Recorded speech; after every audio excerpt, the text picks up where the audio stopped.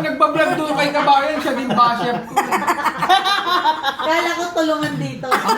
Ang hirap maging content creator. Hindi pa ina-upload, nabash ka na. Na-judge ka kagad.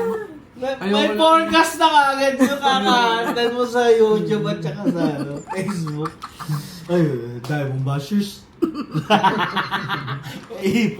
Post mo, dahil bashers. Hindi pa po live din, di ba?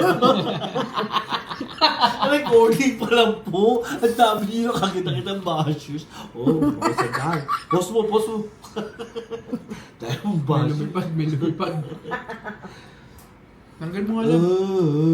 Bakit nawala yung sistema mo? Lakas ng tama. Lumipad. Hindi, may tumalsik na ano. Ito man Di ba? na. Tanggalin mo nga. May tumalsik na Ayun. ano. Nasa kilay mo. Nasa kilay mo.